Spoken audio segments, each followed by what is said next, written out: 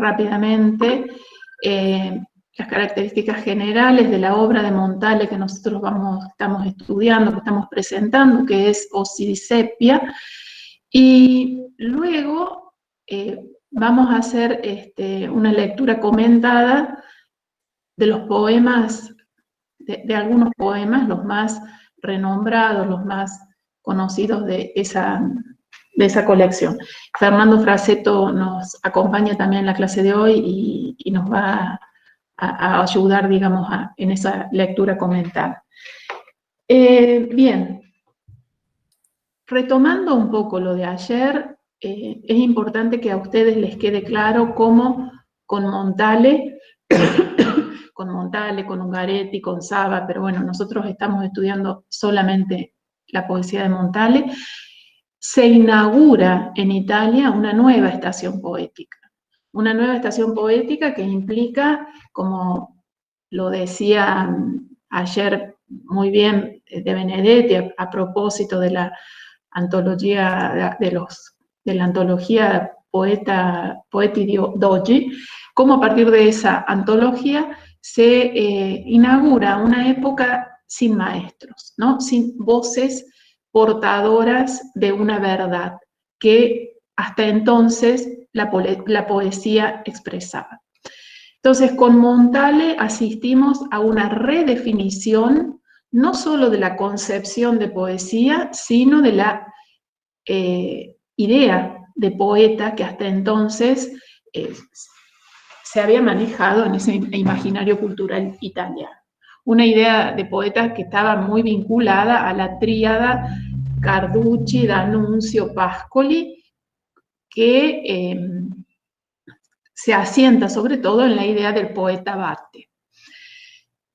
Montale, por el contrario, va a desarmar esos conceptos, ¿no? La idea de poeta abate se diluye en la poesía de Montale, lo vimos perfectamente a partir del análisis de este poema manifiesto programático que es I limoni, lo comparamos a ese poema con La pioggia nel pineto para mostrar cómo esa poesía se disuelve en los términos que hasta ahora había sostenido el imaginario poético italiano y empieza a consolidarse en relación a otras ideas, ¿no?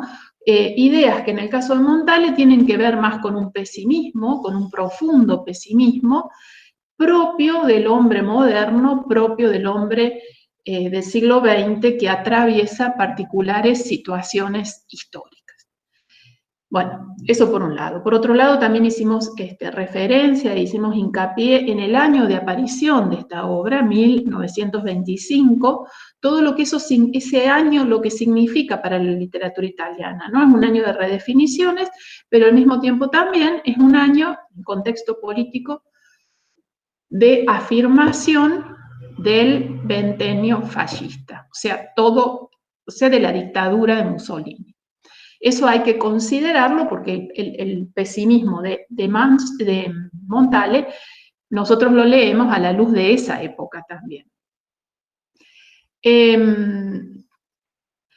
Bien, hay más detalles, resumiendo de lo que yo dije ayer, en las presentaciones que nosotros hacemos, ideas que ustedes disponen, que están en el drive de la cuenta de la cátedra. Ustedes pueden acceder a esa y pueden consultar ese material y yo les recomiendo que lo hagan porque les va a servir para la preparación de la materia. Ustedes saben que el 19, esta es nuestra última clase, vienen ahora 2 semanas de exámenes y después el 19 de octubre es el parcial. Parcial en el que entran desde los orígenes, Dante, Boccaccio, Manzoni, Svevo, Montale. Va a ser un parcial de múltiple opción. Ya les vamos a poner las indicaciones en el aula virtual y yo quisiera saber, que me lo hagan saber al mail de la cátedra, si hay algún alumno que tiene dificultades con el horario, si es alumno trabajador, porque si no el parcial está previsto para hacerlo en el horario de clase.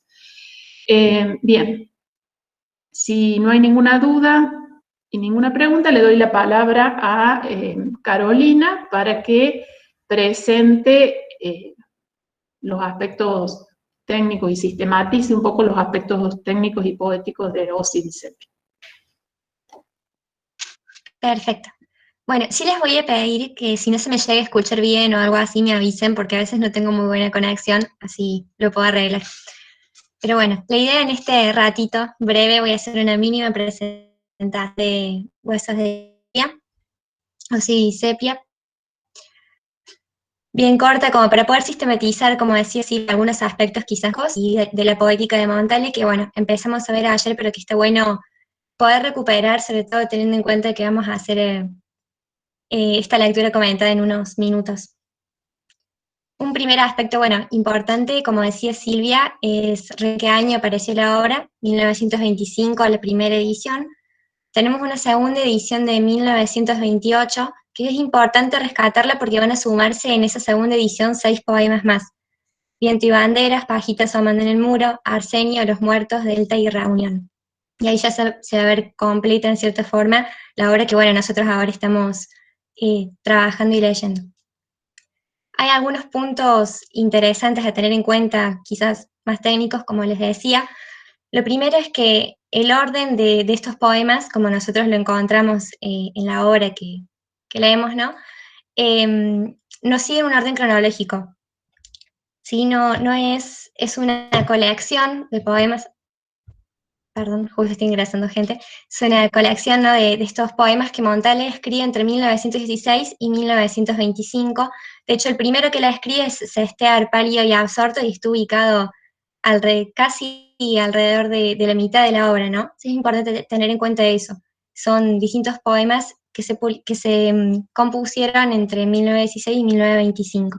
En total, en la obra se incluyen alrededor de 59 poemas, están distribuidos en 8 secciones.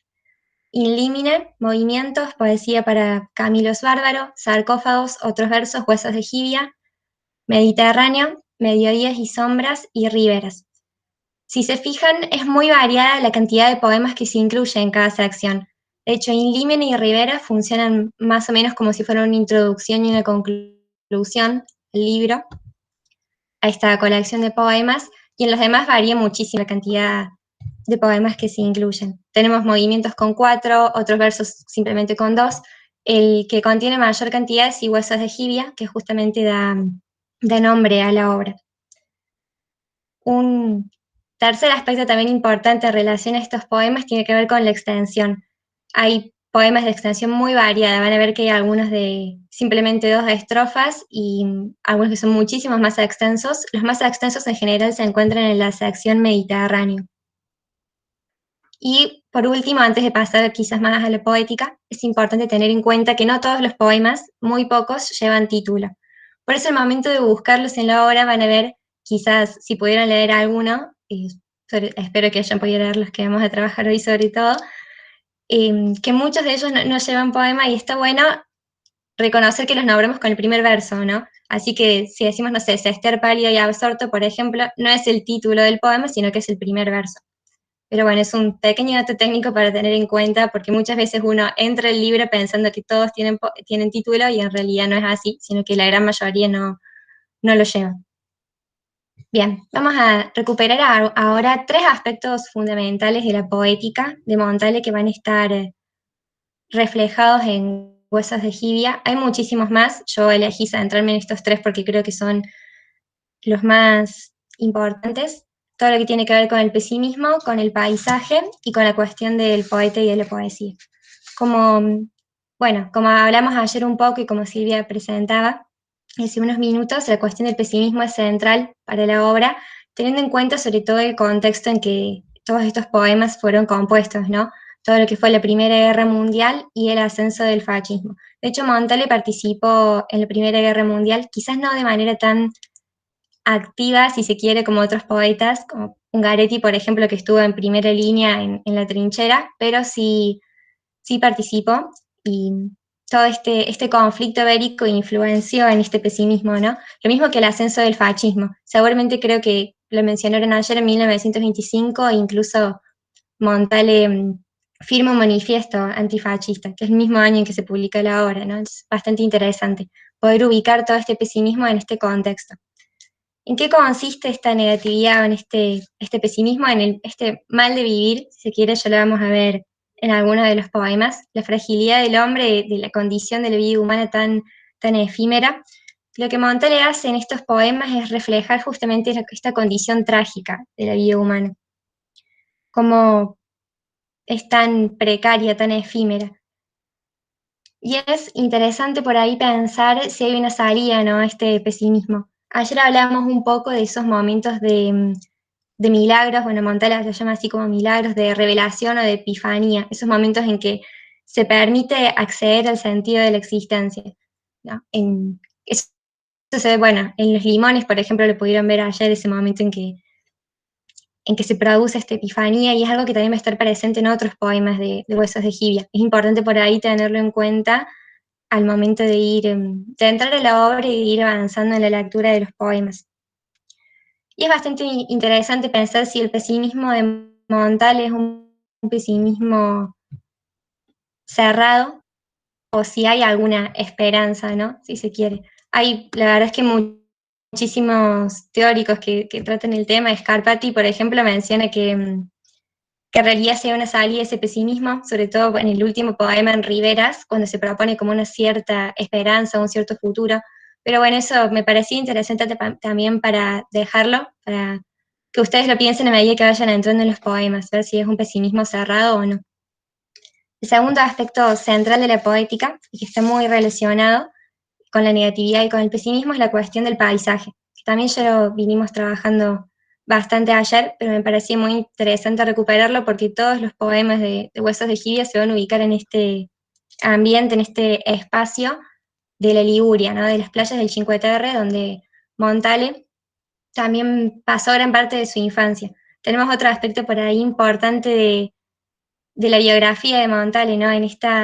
Su familia tenía una casa en uno de los pueblos de Cinque Terre, en Monterroso, y él pasa gran parte de las vacaciones de la infancia allí, ¿no? Incluso desde los 10 hasta alrededor de los 30 años los vive ahí. Y todo ese paisaje influye muchísimo en esta obra.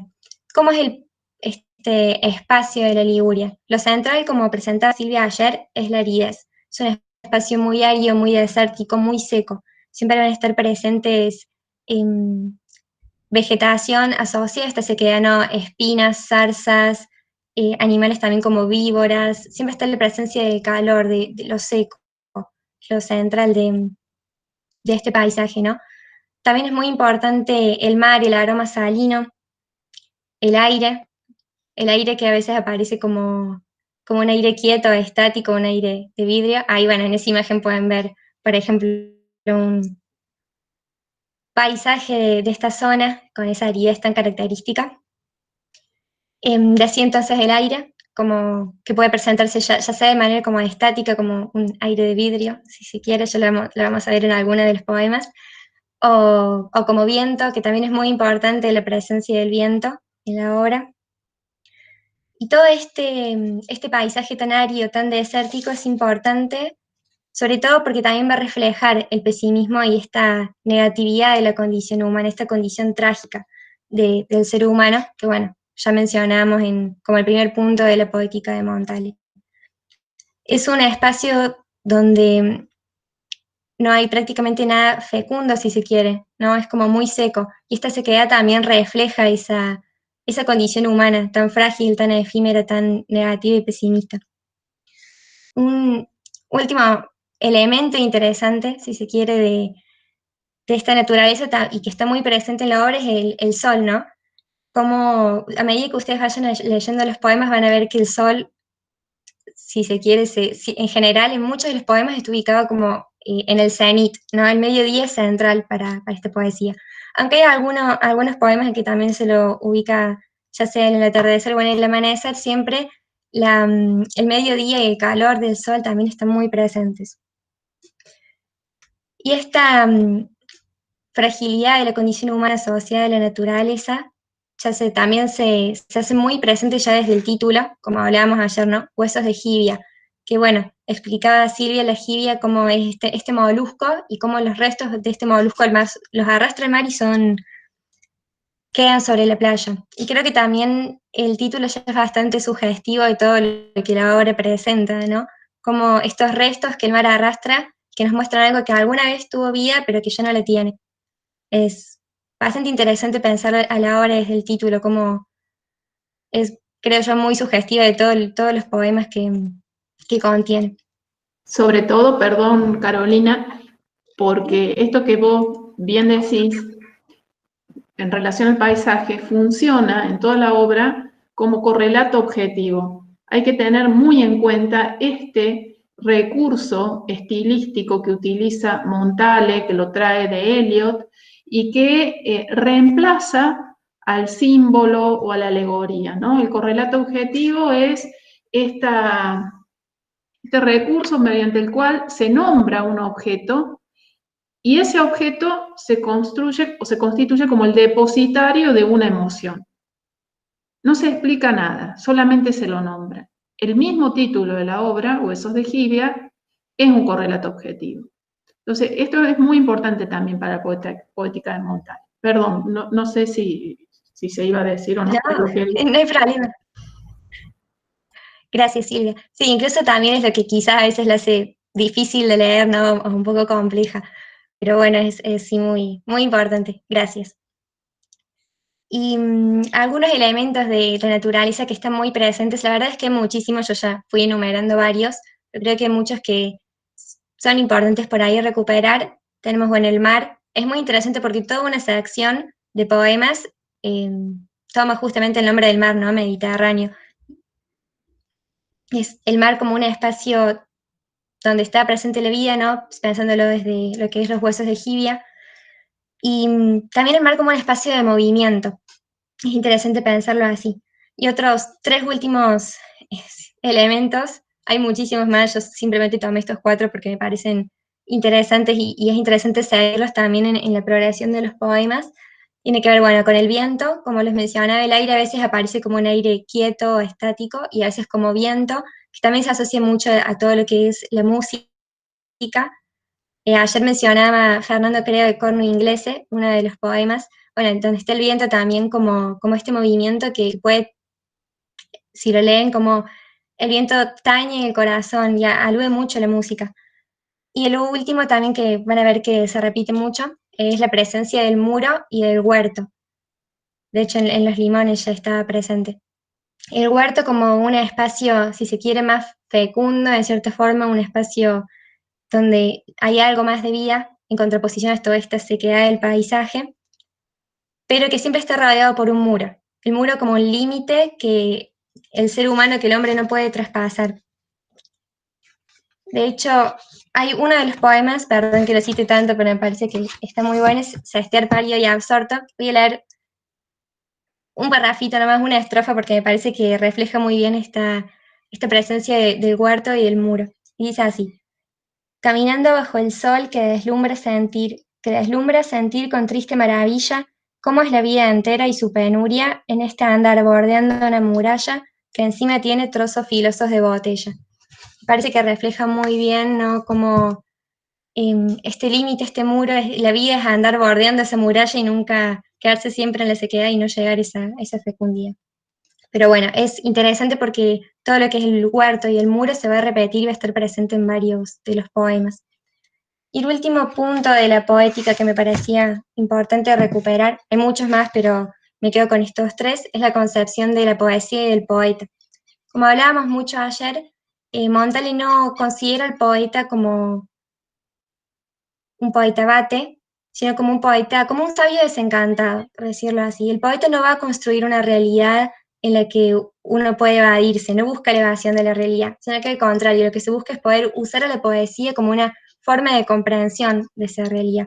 El poeta es un hombre común que va a presentar con la palabra la precariedad de la condición humana. En una entrevista que Horacio Armani hace Montale, él menciona, también me parece interesante citarlo porque resume muy bien cuál es la concepción de poeta y de poesía de Montale, dice así: la poesía no es para mí una forma de iluminación, pero sí me parecía una forma de liberación, de conocimiento. conocimiento de un mundo oscuro que sentimos en torno de nosotros, pero que en realidad tiene sus profundas raíces en nosotros mismos. Creo que esa cita, ese extracto de una entrevista, refleja muy bien cuál es la concepción del poeta para Montal, este poeta que no crea mitos, que no busca crear una realidad en la que va a irse, sino que justamente toma la poesía como forma de conocimiento de esa realidad tan descarnada. Todos estos elementos, negatividad, naturaleza, todo lo que es la naturaleza de la Liguria y la concepción de la poesía, es importante que lo tengan en cuenta a la hora de ir leyendo todos los poemas. Hay muchísimos más aspectos que se puede recuperar, toda la cuestión de la música también es muy interesante, la cuestión del recuerdo y de la infancia, que Silvia también lo mencionaba, como toda la poesía en Huesos de Gira, en cierta forma es una evocación de esa infancia del poeta, pero bueno, quería centrarme fundamentalmente en estos tres, en la negatividad de la naturaleza y en la concepción del poeta y de la poesía, porque creo que la verdad está en toda la obra, en todos los poemas, que bueno, espero que hayan podido leer algo, que hayan podido avanzar, porque si leen teniendo en cuenta esos tres aspectos de su poética, van a ver que les resulta mucho más sencillo acceder a la poesía de Huesos de Gira, de esta primera etapa de Montale, ¿no? Bueno, fundamentalmente es importante tener en cuenta eso y los animo a que entren en la poesía sin miedo. A veces, como decía Silvia, ayer leemos muchísimo más prosa, ¿no? En la carrera no estamos tan acostumbrados a la poesía, pero bueno, los invito a poder entrar en la poesía de Montale sin miedo porque la verdad es que es muy linda, es profunda, a veces es un poquito difícil, pero es hermosa. Y ahora Fernando va a hacer una lectura comentada de algunos de los poemas de Montale. Muchas gracias, Bueno, muchas gracias. ¿Carolina es? Sí, Carolina. Carolina. Está con otra cuenta. Voy a darle mucha importancia a algunas cosas que ya mencionaste que me parecieron centrales. Agradezco a Silvia la invitación de compartir con ustedes esta clase. Para mí es un honor. Y también, como un homenaje, como ella planteaba ayer, que estemos hablando de Montale, por la profesora que nos ha dejado, a la que conocí con su magisterio y en un momento le contaba a Silvia en Buenos Aires, en la Dante, en un encuentro de Adil y tuvo una actitud tan bella, tan generosa. Así que, y bueno, y a Silvia por su invitación y un gesto para Silvia, que sé que le gusta mucho Arturo Carreras, una definición de poesía que Arturo nos propone también, y no voy a abundar sobre esto, es esa vacilación que es permanente en Montale, ese estado de conocimiento o de epifanía, como mencionó Carolina y también Silvia, está presente entre lo que es el secreto y lo que es el misterio, digamos, ¿no? Esa tensión entre misterio y secreto parecería que ser una de las zonas donde el poeta permanentemente está. Y el secreto, nos dice Arturo Carrera, es lo que no se sabe. Él investiga, no voy a decir en detalle cada una de estas cosas porque recién empieza. Y el misterio es lo que no se puede saber, porque parece que tiene que ver más con el ámbito del mito, de lo religioso. Pero esta idea de que podemos revelar el secreto y con el secreto podemos de alguna manera llegar a revelar el misterio, esa tensión parece ser toda la línea de la poesía o en la que podemos encarnar poesía y Montale permanentemente en unos poemas que parecen muy sencillos, pero como dice Calvino, la verdad es que tienen una gran capacidad de seducción y son infinitos y yo digo además, es como que lo van tomando a uno con el paso de los años y es muy difícil separarse de la poética de Montale, porque de alguna manera es un hilo que con el que empieza, como decía bien Carolina, en Osiris Sepia, pero que está diseminado en toda su obra, como vamos a ver, maravillosamente, ¿no? Allí mencionaba Carolina el huerto, ¿no? El huerto como una de las zonas o los lugares que aparecen tanto. Fíjense que el huerto nos está diciendo muchísimas cosas. Primero es la naturaleza, pero no es la naturaleza romántica. Acá no estamos en la naturaleza del romanticismo, ni siquiera de Baudelaire. Este es el huerto, es algo mucho más íntimo. Y el huerto tiene que ver con los contadini, con ese espacio que no era el espacio por supuesto, lo que vimos ayer en el anuncio, y tiene que ver con ese otro espacio que los prosistas contemporáneos de Montale están describiendo, como Pavese, Vittorini, todos ellos, y que le discuten, hablamos hoy con Silvia de esto, le discuten a estos poetas herméticos de no estar en la trinchera, de no estar en la prosa, en la denuncia, no combatieron, algunos de ellos, sí, Ungaretti, como bien citó Carolina, Ungaretti peleó en el Isonzo. Tuve un abuelo que peleó en el Isonzo también, así que esas cosas me enteré hace poco, pero digamos que estuvo donde la sangre estuvo en la Primera Guerra, pero digamos que muchos de ellos, militando políticamente y habiendo sido en la resistencia, les reclamaban mayor compromiso a los poetas herméticos. Y en realidad hay un compromiso fuerte y estético en lo que leímos ya ayer, en esa declaración de los limones, donde los elementos como la anguila, los limones, el huerto que se menciona aquí, son espacios no de la centralidad romana que está invocando el Duce, está invocando Mussolini, o sea, no las glorias pasadas. El huerto es algo mucho más íntimo y que tiene que ver con la presencia y la cultura central italiana.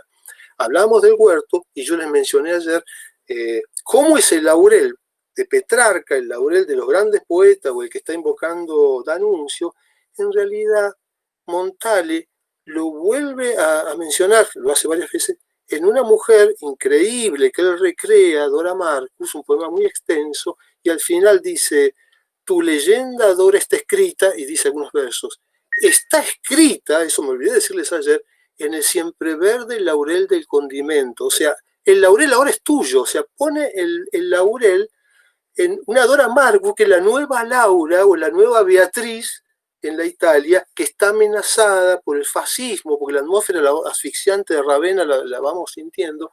Entonces, esos desplazamientos sutiles que hace Montale son brillantes. Y el huerto, les recuerdo, no es solamente el espacio del contadini. El huerto es un elemento central en Virgilio, en las Geórgicas.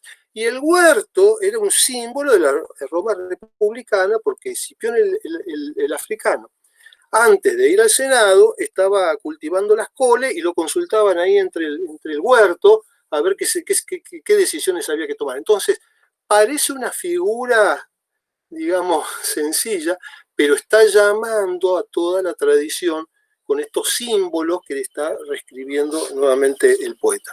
No sé si queremos que empecemos directamente por algunos poemas, ¿qué te parece? Porque si no, yo me entusiasmo y... A ver, no se te escucha, Silvia. Sí, podemos poner el primer poema, ahí está, lo escuchemos, activemos el audio y después te lo comentamos.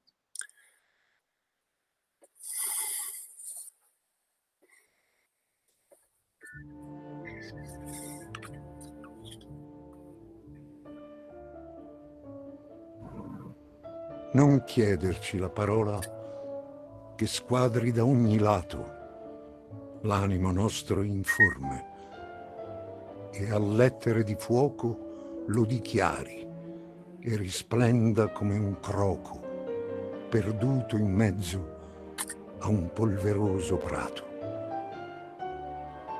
All'uomo che se ne va sicuro, agli altri ed a se stesso amico, e l'ombra sua non cura che la canicola stampa sopra uno scalcinato muro.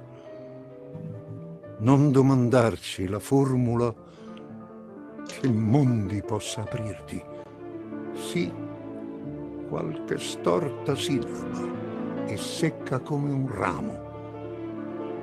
Codesto solo oggi possiamo dirti ciò che non siamo, ciò che non vogliamo.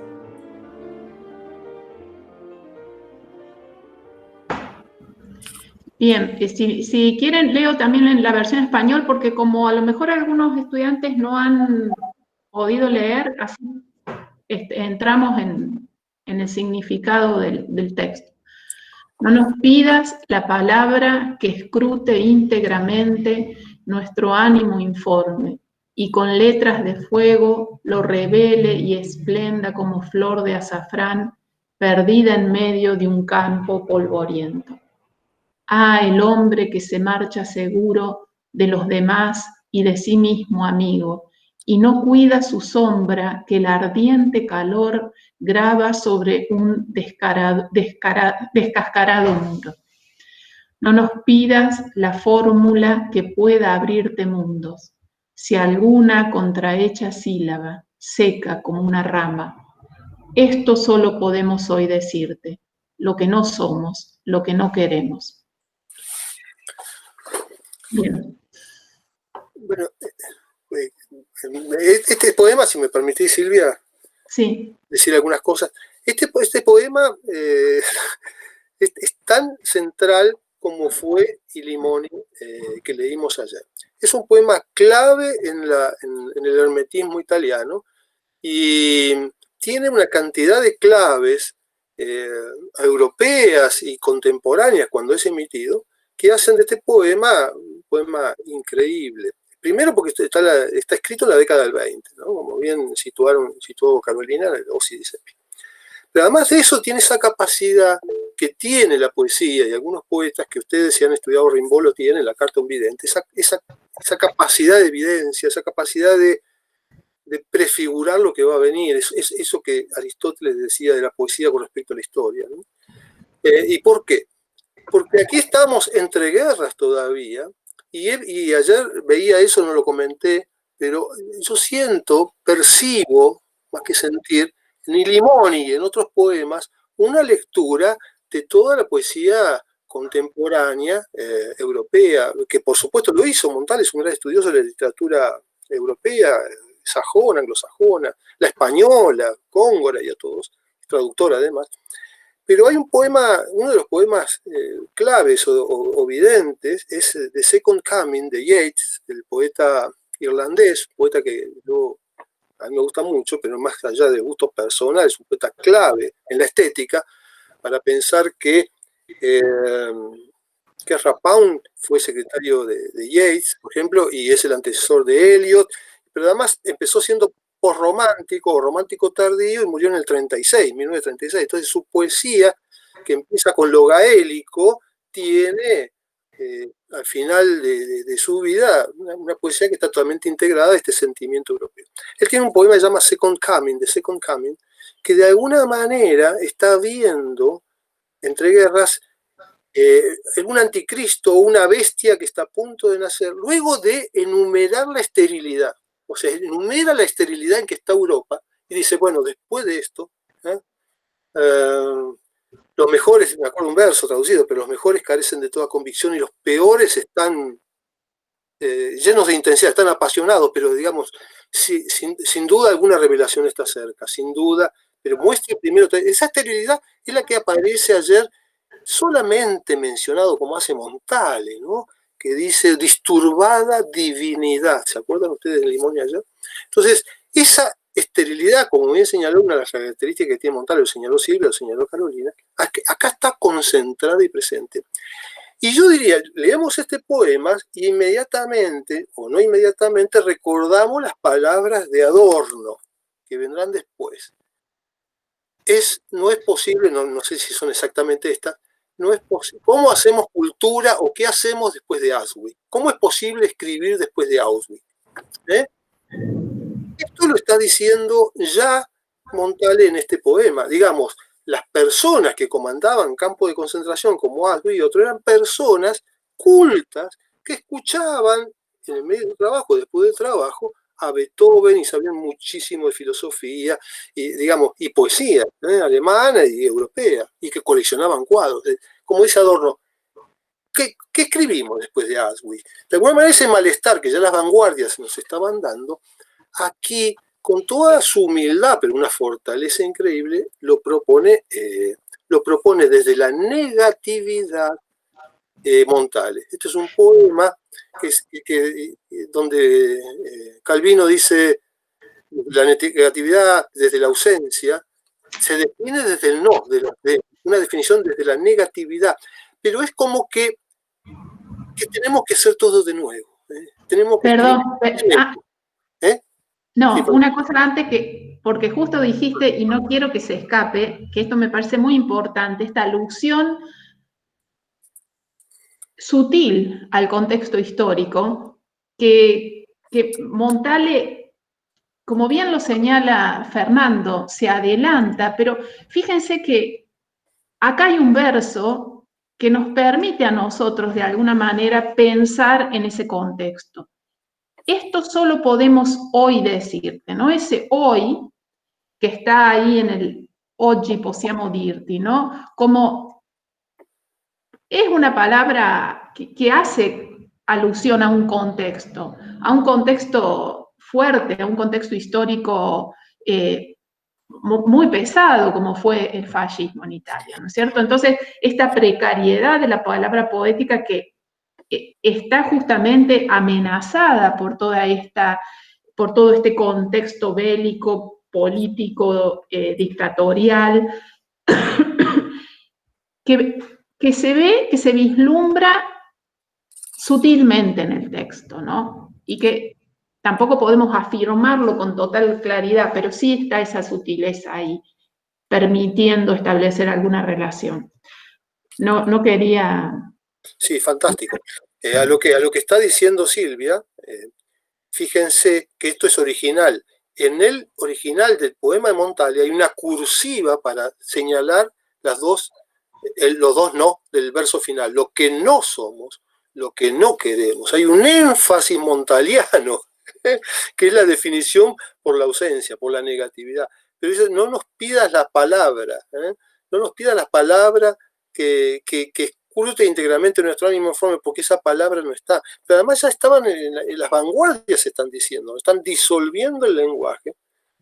Es muy interesante porque lo señaló Silvia, lo señaló Carolina también, cómo Ocidisepia es un libro de los restos, son de los huesos.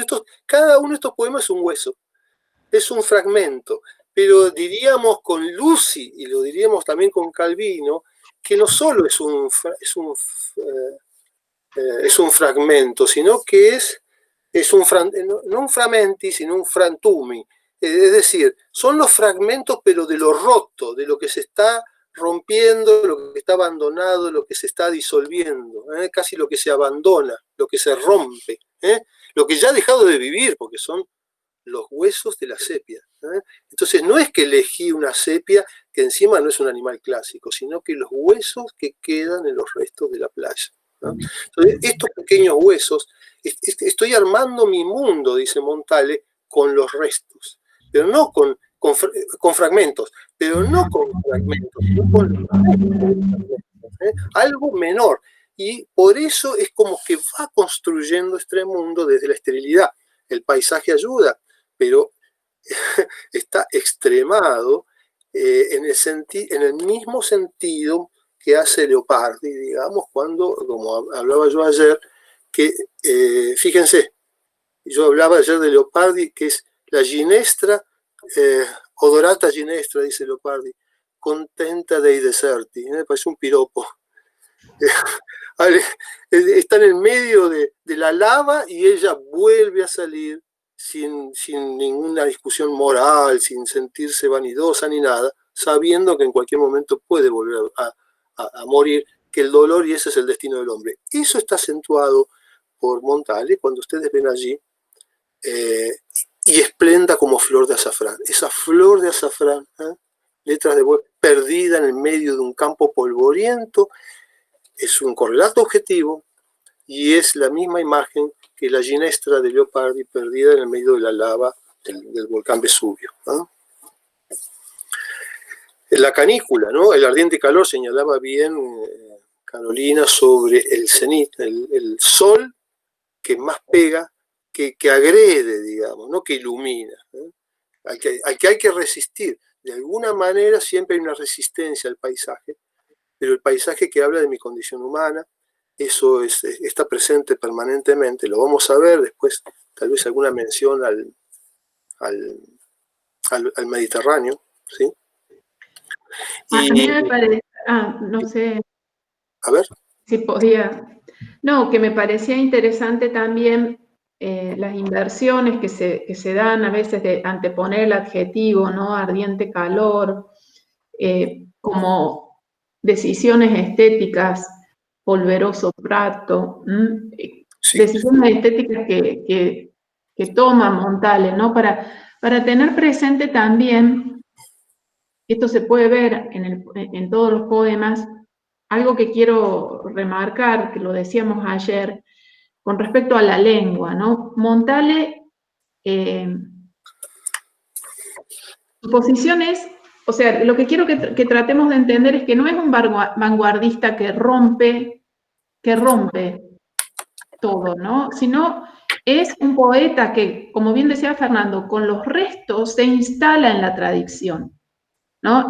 Es una lengua muy cuidada, es una estructura, las estructuras sintácticas, los encabalgamientos, es una poesía de un alto nivel estilístico. Si uno observa, por ejemplo, todo este trabajo que hay con el adverbio de negación, non chiederci la parola, non domandarci, non siamo, non vogliamo, ¿no? Todas las 4 veces el no ahí, o sea, intensificando este sentido de la negatividad. Un solo adverbio positivo, sí, cualche storta sílaba, es seca come un ramo. O sea, es el único sí que aparece, ¿no? Pero si no, todo está definido desde la negatividad, porque es una poética de la negatividad que se corresponde con elecciones estéticas y con un trabajo específico con el lenguaje. Sí, perfecto, Silvia, siguiendo con eso que estás destacando, fíjense ustedes, polvoriento, polveroso, scalcinato, muro, ¿eh? Esas palabras elegidas, y como se señaló, lo señaló Silvia, lo señalamos ayer y también Carolina, la música, las palabras que elige y que tienen una enorme sonoridad y en sí mismas representan en la sonoridad eso que está describiendo, digamos, esa fórmula de correlato objetivo que es proyectar en algunos fragmentos o palabras sucesivas el estado de ánimo, ¿eh? Entonces, polvoriento, descascarado por sí misma, y en la sonoridad italiana, polveroso, lo vamos a ver después, el mal de vivir, hay una enorme sonoridad y hay una estridencia. Hay en estos poemas, hay en Montale un uso muy refinado de los recursos que había propuesto el futurismo italiano, la sonoridad italiana, ese futurismo que nos propuso, y las vanguardias, por supuesto, pero hay un uso maravilloso. Después, si tenemos tiempo, lo vemos.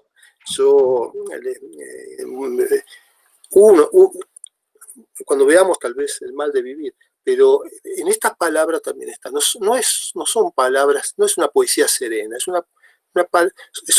busca palabras, como lo vamos a ver con Stramazato, en el otro poema, que al lector le pegan la emoción, digamos. Son palabras de una enorme sonoridad, porque la música está presente. Es más, pero además, esta sonoridad seca, ¿no? Y árida, sí, como decíamos ayer, l'animo nostro informe, lettere di fuoco, ¿no? Per dichiararte risplenda come un crocco, perduto in mezzo polveroso prato. O sea, esta esteso, fíjense todas las dobles consonantes que están dentro de los versos, o sea, dentro del poema, que no hay una rima externa, porque no hay el uso del verso libre, pero sí de una rima interna muy fuerte, o sea, un trabajo sonoro con estos sonidos ásperos, secos, pero que van creando, generados por el uso de palabras con doble consonante, que van creando esa atmósfera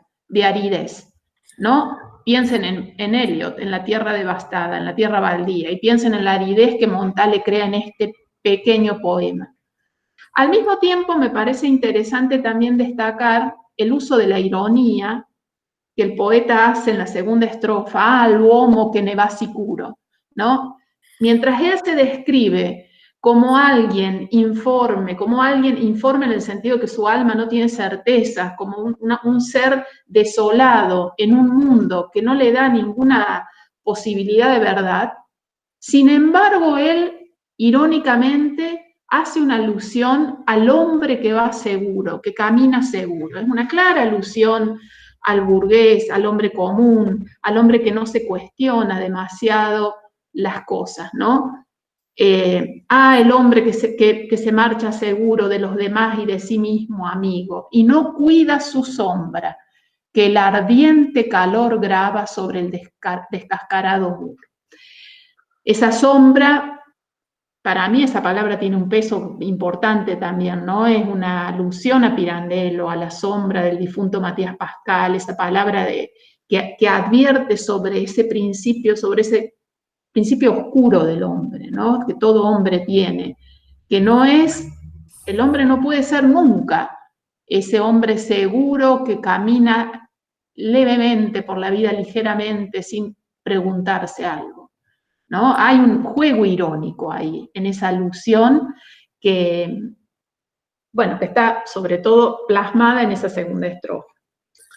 Sí, me parece que además es interesante lo que vos estás planteando, porque este poema, que habla del silencio, habla de la nada, y eso esto es muy importante, mencionó a Pirandello acertadamente Silvia, y tenemos que pensar que la nada es algo que está invocado, está presente en el poema y está en la poética de Montale, y tiene que ver con ese existencialismo que se está gestando también en Europa, y es contemporáneo y cercano a él también por Italo Svevo, que seguramente ustedes han visto, hoy lo mencionaba Silvia, donde esta presencia de la nada, del dolor leopardiano, está permanentemente en la vida y en el hombre, digamos. Pero además pensemos este poema que invoca como comunicación una contrahecha sílaba seca como una rama, se está oponiendo al discurso grandilocuente de enorme presencia del fascismo. Entonces, esto está contrapuesto a la enorme estridencia de la Italia de esos días, de esa grandilocuencia de recrear el imperio alguna vez sido. Yo siempre pienso, cuando veo este poema, y en ese momento, en la película Una giornata particolare, un día particular de Trescola, donde toda la película se desarrolla en un barrio marginal de Roma, me parece que es Roma, donde está Sofía Loren y Marcello Mastroianni. Él no puede ir al acto y no va a ir, además se imagina porque es homosexual, y ella se ha quedado allí sola, un poco abandonada, y toda la película es el diálogo entre ellos, y lo que se escucha es el ruido del fascismo en el centro porque están los actos, digamos. Este espacio pequeño sería el de este poema. El otro espacio es el espacio al que se denuncia de alguna manera ideológicamente también con este poema, digamos, ¿no? Esta es la resistencia. Este es un poema de la resistencia hermética. Bien, para no para, porque no se haya dicho, se ha dicho, pero para remarcarlo y para que ustedes lo tengan en cuenta, quiero destacar esto que dijo Fernando al principio. Este poema, I limoni y Los limones, son los dos poemas manifiestos de Montale, ¿no? Donde él reflexiona sobre su poética y sobre su condición de poeta. No sé si alguien quiere, medio que nos largamos a hablar nosotros y no les pregunté si ustedes querían decir algo hacia este poema o de algún otro poema de Montale. Tampoco tenemos muy claro la asiduidad con la que leen poesía y si tienen dificultad o no. ¿Algún comentario nos gustaría escuchar para saber también si lo que estamos diciendo les sirve, no les sirve, o cómo están acostumbrados a leer la poesía también, ¿no? Que sería bueno a lo mejor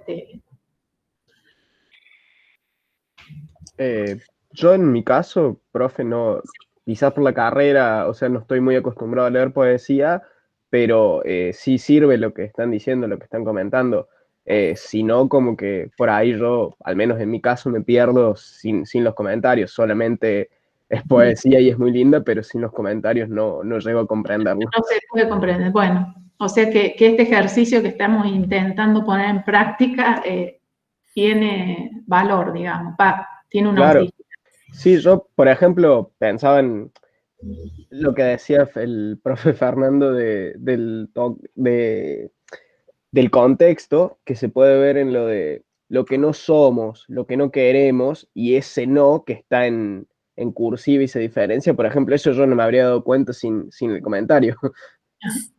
Bien, bueno. A mí me gustaría hacer una pregunta. ¿Quién? A ver, sí, por supuesto, pero Dayana. Soy yo. Me gustaría hacer, bueno, dos preguntas. Primero, con respecto a esto del ánimo informe. Me gustaría saber si realmente ahí está haciendo referencia el poeta al alma, y si esa alma está relacionada con la sombra de ese hombre que marcha seguro. ¿Hay una relación con el alma? ¿Se refiere a lo mismo o nada que ver? Era ateo, no sé si podría plantearse, no tengo claro si él habla del alma en alguno de los poemas, pero es muy interesante esa relación que vos estableces y se puede hacer entre el ánimo, tal vez en ese sentido, por ahí no estrictamente como el alma en el sentido católico, pero sí como alma o ánimo en el sentido clásico, y la sombra, el descacadón mudo. Sí, me parece muy interesante plantear esa correlación, digamos, y pensarla. Es muy interesante. Seguramente, como tiene una rima interna, hay un juego interno con esas dos imágenes, digamos, ¿no? Y además es un ánimo informe, o sea, un ánimo informe es un equivalente o se encuentra en ese campo semántico de sombra, o sea, algo que no está del todo definido, algo que no tiene, que está ligado a la falta de certezas, a la falta de verdades, ¿no? A definir sí, es difícil acá encontrar el equivalente, como dice Fernando, no en el sentido de alma cristiana, pero sí en el sentido de esa interioridad que el poeta no puede definir sobre verdades claras. Además, no, por favor, termina. Que no puede definir a partir de verdades claras y que constituyen en uno un aspecto oscuro, que es la sombra, que él se lo recrimina al hombre común, ¿ah? Que va tan tranquilo, vas por la calle y no te podés dar cuenta de tu propia sombra, o sea, de esa oscuridad, de ese misterio, de esa zona que ni la poesía misma puede ponerle palabras.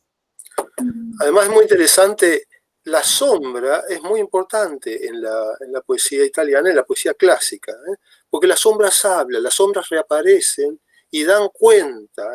Tenemos el descenso de los infiernos en Virgilio, lo tenemos en la Odisea, lo tenemos, y allí aparece otra vez Dido, y ahí aparecen otra vez las sombras. Y en la Divina Comedia, pues sí, dije bien, la Divina Comedia, y las sombras hablan. Entonces, cuidar la sombra es cuidar casi la dimensión eterna o clásica de la persona, de la poesía, y sobre todo el poeta, porque este poeta, por más que lo haga muy humildemente, se está centralizando como uno de los poetas y una de las voces más importantes de Europa, aún hoy, digamos. Increíble la influencia de Leopardi. Cuando hoy hablé de Arturo Carrera, no lo hice solo por una gentileza, lo hice como una gentileza hacia Silvia, pero también porque pensaba que Arturo Carreras ¿cómo se llama el poeta de orillas del Paraná? Juan L. Ortiz, digamos, Carrera de Pringles y Juan L.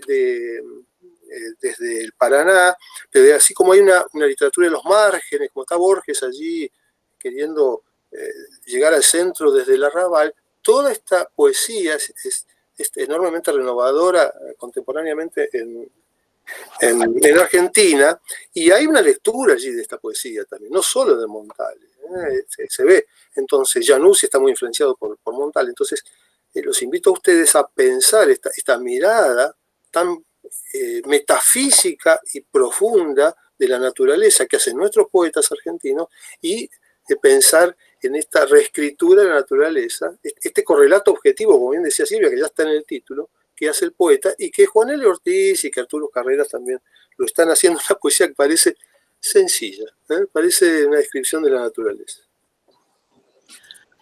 Bien, sí, sobre este poema no hay nada más para decir, podríamos decir mucho más, pero tenemos unos otros poemas que queremos también comentar, así que si les parece podemos pasar al segundo, que como recién alguien me preguntaba en el chat, por los nombres, todos estos poemas que corresponden a la sección Osi y Sepia no llevan nombre, como dijo Carolina, se los reconoce generalmente por el primer verso. Bien.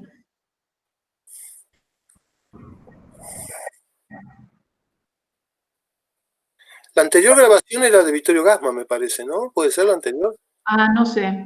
Era No sé precioso. porque yo no lo armó Muriel. Era il rivo strozzato che gorgogliava.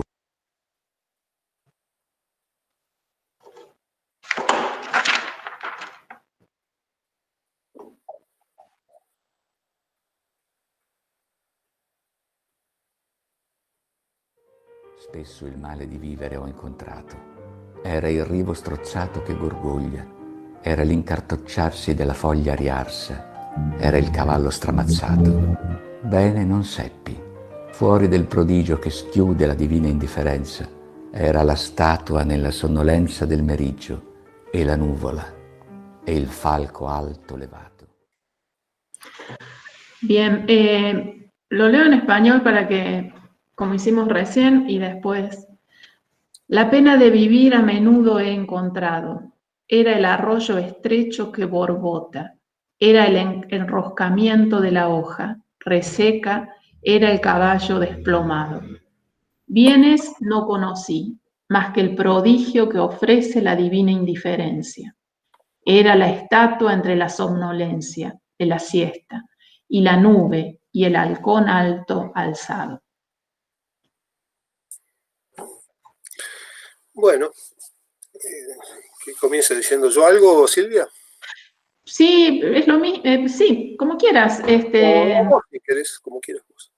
Bueno, este otro poema importante, ¿no? Compuesto por 2 estrofas de 4 sílabas, hay en decasílabos. O sea, con esto quiero señalar esta vinculación con la tradición, ¿no?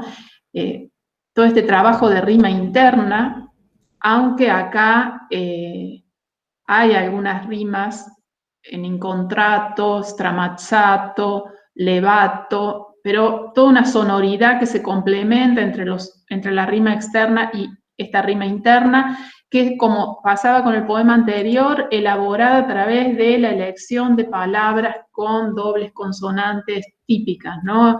Strozzato, gorgoglia, bueno, incartocciarsi, stramazzato, elementos fónicos que ayudan a la idea, a reforzar la idea de aridez, de nihilismo, de una tierra devastada, ¿no? Siempre trabajando sobre este campo semántico, ¿no? Y por supuesto con estos correlatos objetivos. En este poema Montale describe en qué consiste para él, dónde lo encuentra al mal de vivir, o sea, a su condición pesimista de la existencia. Lo encuentra en estos correlatos, ¿no? En el arroyo estrecho que apenas fluye, en la hoja seca enroscada, en el caballo desplomado, ¿no? En esa primera estrofa, y con esos elementos en particular, construye como una cartografía de la esterilidad, de la tierra, de la aridez. O sea que en ese sentido también el poema ayuda a ver cómo el poeta convierte en materia poética sus principios existenciales, ¿no? Su idea de pesimismo, de nada, de nihilismo. Cuando leemos La pena de vivir, allí esas solas palabras, esa idea, nos remite a Leopardi, nuevamente. Está presente y hay aquí, yo no diría un homenaje, pero hay una reescritura, siempre un recuerdo está la presencia de Leopardi en la poesía esta. Por un lado, Leopardi, y algunos piensan, me parece que también, la presencia de Dante en la organización del poema, en el sentido espacial. El primero es el mal y segundo es el bien, o es la elevación. Podríamos tener al principio casi el infierno y en segundo lugar una idea de elevación o de bien, ¿no? en esa espacialidad del poema, algunos creen ver un homenaje, o por lo menos la presencia de Dante también en este poema. Fíjense, un poema que parece relativamente sencillo, pero no es sencillo en el sentido de las palabras, como habíamos hablado, y bien señaló Silvia, señalábamos en el poema anterior. Fíjese, strozzato, incartocciarsi, stramazzato, la enorme, digamos que eso en la poesía contemporánea nos recuerda mucho a Rapin, nos recuerda mucho a Eliot, esa sonoridad donde la oralidad es muy importante, ¿sí? Este es un poema donde es importante, como lo señala Calvino, lo va a señalar, aprender los poemas de memoria y repetírselos. Ese poema que te acompaña en la vida diaria y cotidiana, tiene que ver este poema, estos poemas de Montale, donde decirlo provoca una emoción en el que lo está escuchando y en la sonoridad que uno va produciendo. No son poemas solo para leer, sino son poemas casi para representar. Esta es una tradición también muy fuerte en Italia. Por algo en la posguerra, eso está, pero dice Vittorio Gassman y tantos otros, recitar poemas en las plazas en voz alta, y los clásicos, y aún los más clásicos, como extensos poemas de Manzoni, era una fiesta. ¿Y qué se recreaba? Y se recreaba cuando en el Coliseo se reunían todos, no estaba terminada la Eneida, todavía era un borrador, pero el canto cuarto se declamaba, y es una historia apasionante de Dido y Eneas, y allí se reunía la gente para escucharlo. Entonces, este poema tiene esa fuerza, esa sonoridad no serena de las palabras que nos daba Anuncio ayer, sino fíjense que el mal de vivir, la muerte, la tensión, la guerra, o esa tensión que va a ser una masacre, está contenida, esa energía está contenida en las palabras. Es una descripción enérgica de la naturaleza. Acá no tenemos una naturaleza pasiva donde yo digo una palabra que me invoca la muerte y entonces tiene una tranquilidad o una melancolía. No, acá dice encartocharse, ahí hay una acción. Es como que la palabra está o sea, el enroscado de la hoja está en el encartocharse. Ahí estamos sintiendo eso que quería tanto Mallarmé, digamos, y lo querían tanto los poetas franceses, como ya señaló Silvia, esa idea de que en el significante, en la materialidad del significante, ya tengo una parte fuerte de lo que yo quiero representar. Y está Stramazzato en sí mismo me está dando a mi idea de que algo está pasando. Hay una acción en esa palabra. Entonces, fíjense que la primera parte que representa de alguna manera el mal, la pena de vivir a menudo encontrado, el arroyo estrecho que Borgoglia, era el incartocciarse, la foglia, riarsa, era el caballo stramazzato. Está dado ese mal por la energía, la muerte, con significación, pero también por lo duro de las palabras elegidas y por la cantidad de y sobre todo consonánticas. Esto era recursos poéticos, pero era un recurso que por supuesto se hacía a la fiesta del amigo Shakespeare, ¿no? Shakespeare, cuando empieza Macbeth, por ejemplo, las brujas tienden a usar palabras anglosajonas. En cambio, si estamos Romeo y Julieta, ahí en el romance, palabras de origen más latino, inglesas, para que la sonoridad sea distinta y más dulce. Acá es un recurso poético que, por supuesto, está extremando Montale, porque fíjense, la segunda parte que tiene que ver con el bien, vene non sepi, fuori schiude divina indifferenza, era la estatua nella sonnolenza. ¿Cómo se empieza a relajar toda la sonoridad del merillo en la núvola, el falco alto elevato, y terminamos mirando el cielo en esa elevación como si estuviéramos entrando Dante y Virgilio a las puertas del paraíso, ¿no? Cuando ellos se separan. Era el halcón alto elevato. El falcon alto elevato es uno de los versos que a mí me hace acordar con Canning de Yeats. El halcón no puede oír al halconero, por ejemplo, en su traducción, pero está presente el halcón, ese halcón que vuela, y entonces todas estas imágenes, estas oposiciones de sonoridad, de bien y mal, en un poeta hermético, o sea que siempre está dando la punta del iceberg y lo otro lo está ocultando, debería llevarnos al espesor de la tradición poética italiana y europea. Me parece a mí, ¿no? Sí, fíjense también acá, volviendo a la parte fónica, cómo se recupera una rima, ¿no? Incontrato, stramazzato, gorgoglia con foglia, prodigio, diferenza, somnolenza. Acá hay una rima, o sea, un esquema C, D, D, A, en la primera estrofa A, B, B, A. O sea, acá el poeta, además de trabajar la sonoridad interna, también trabaja la sonoridad, la rima. Y trabaja en este último verso del meriggio e la nuvola, il falco alto elevato, trabaja de forma muy original 2 versos de 7 sílabas unidos y quedan 14. O sea, con esto simplemente quiero mostrar que cuando decíamos ayer el estilo de Montale es simple, esa simpleza nunca debe entenderse como tal. O sea, se busca un despojo, pero no es una simpleza que no esté enraizada en la tradición. O sea, todos los elementos de la tradición vuelven a aparecer resignificados bajo la idea de, bueno, de esta humildad que el poeta tiene respecto a su voz y al significado que su voz puede tener en ese campo social. Pero, bueno, nada, eso como...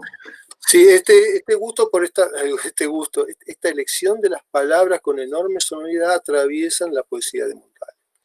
Y hablábamos de la música, en él es fundamental, ¿sí? Mencionó allí Carolina, otra vez hoy, el corno inglés, y es maravilloso lo que él logra. Tiene que ver con esta búsqueda de las palabras. Si me dan un segundo, corno inglés. Él hablaba del viento, Carolina mencionó varias veces, y el viento es fundamental como ese elemento de la naturaleza, pensaba yo, no son esas hojas y esos árboles elegidos clásicos, como bien señalamos ayer con D'Annunzio, sino que el viento es más democrático. De alguna manera, el viento nos alcanza a todo, pero el viento también es música. El viento es otra voz, es la música de la naturaleza, ¿sí? Y como bien se señalaba, él está hablando del viento que tañe, atento, o sea, el viento toma a la naturaleza y la hace sonar como un instrumento en corno inglés. Era un poema que parecía que para Montale en Osi di Seppia era fundamental. Pero solamente les voy a leer en italiano los últimos versos. El viento que nace y muere, la traducción, en la hora que lenta se oscurece, si te tañera a ti también en este ocaso destemplado instrumento corazón. O sea, el poeta que está pidiéndole al viento que le traiga el amor en esa sonoridad, ¿no? Que le temple el corazón. Templar un instrumento musical es afinarlo para que suene bien, para que se pueda enamorar. Pero fíjense en italiano cómo él, con eses, va recreando el viento en las palabras. Il vento che nasce muore nell'ora che lenta sanera, suonassete pure stasera scordato strumento cuore. Parece con esas todas palabras elegidas está sonando el viento, digamos. Entonces es un remate de una poesía donde el viento está presente en la sonoridad, y esa es otra de las grandes maestrías de Montale. Un poema personal, pequeño parecería, en realidad está haciendo algo tan clásico como los grandes poetas de la tradición italiana, ¿no? Él está pensando en esa poesía que tiene a sí mismo, ¿no? Diseminada.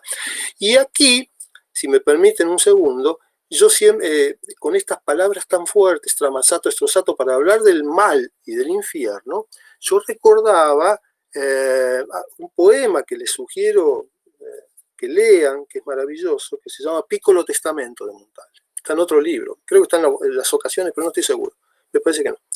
Piccolo Testamento, donde aparece todo esto del amuleto, pero es increíble cómo, bueno, no sé si lo tengo ahora a mano, pero ahora lo voy a buscar mientras, en algún otro momento. Increíble toda esta sonoridad para dar idea de la fragilidad del infierno y del diablo de Lucifer bajando a la tierra. Un recurso que vuelve a usar Borges en un poema, lo usa en muchos poemas, muchísimos, pero me recordó Mateo 25:30, un versículo que habla de los condenados, después lo podemos ver un poquito, y vuelve a usar ese recurso montaliano, tal vez borgiano, pero es el mismo, Constitución y el acero y todo eso del puente que está sobre Barraca, me parece que es, y esa introducción brutal de sonoridad. Bueno, este recurso ya Montal en el 23 creo que hace este poema, ya lo está desarrollando con enorme maestría en este poema, que en parte recuerda a Leopardi y recuerda también a Dante, ¿no? Así que fíjense qué síntesis.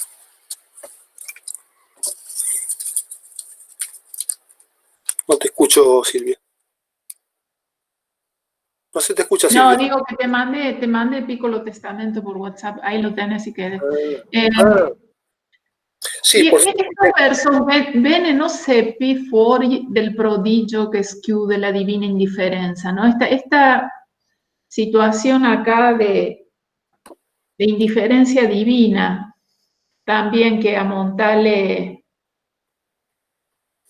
Acá vos qué dirías, Fernando, no sé, esta parte. Sí, la divina, el prodigio, acá me parece que está concentrado esos momentos de epifanía, como bien destacaron ustedes ayer, y que están presentes permanentemente. De pronto, en un vacilar, en una indiferencia, en un instante, como vamos a ver Forza un Matino andando, sí, de pronto aparece la revelación. De pronto aparece la revelación. Pero siempre es momentánea, ¿no? Sí, sí. El prodigio siempre. Hay un instante, hay un momento. Que por otro lado es muy borgiano eso también, ¿no? Esa idea de que de pronto en el centro de Buenos Aires voy a encontrar el Aleph, que hay un momento que el tiempo se detiene. Me parece que esto está presente. Yo lo interpretaría así, ese prodigio que ofrece la divina indiferencia. Era la estatua de la somnolencia, la siesta, la nube, y aquí tenemos imágenes, hasta el halcón, que son cotidianas, ¿sí? Cotidianas, como el huerto, como el huerto, ¿no?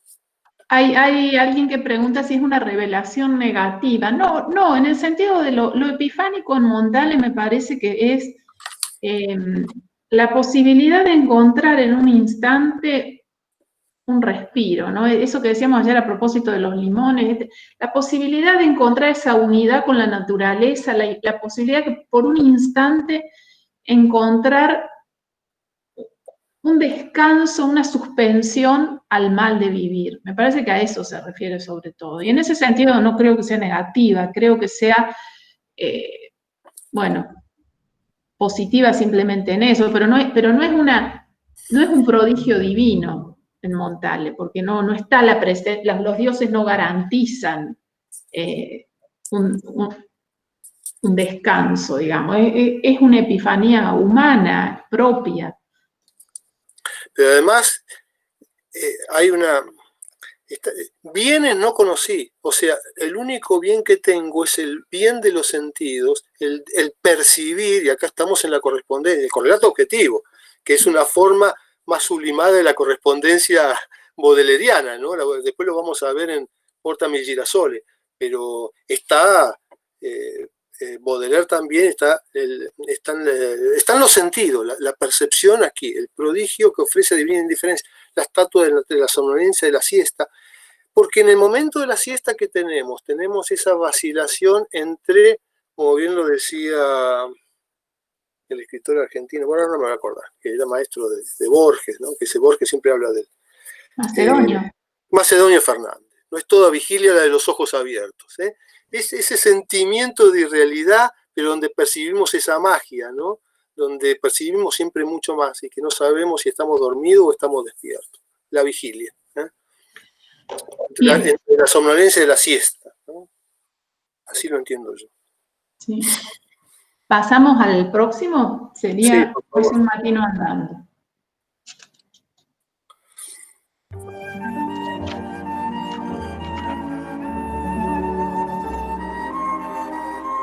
Forse un mattino, andando in un'aria di vetro, arida, rivolgendomi, vedrò compirsi il miracolo, il nulla alle mie spalle, il vuoto dietro di me, con un terrore di ubriaco. Poi, come su uno schermo, s'accamperanno di gitto alberi, case, colli, per l'inganno consueto. Ma sarà troppo tardi, ed io me n'andrò zitto tra gli uomini che non si voltano, col mio segreto. Tal vez una mañana caminando bajo un aire de vidrio árido, volviéndome, veré hacerse el milagro, la nada a mis espaldas, el vacío detrás de mí, con terror de borracho. Luego, como una pantalla, se detendrán de pronto colinas, casas, árboles por el común engaño, pero será muy tarde, y yo me iré callado en medio de los hombres que no se vuelven con mi secreto. Bueno, este es un poema que da como un escalofrío. ¿Qué les pareció a ustedes?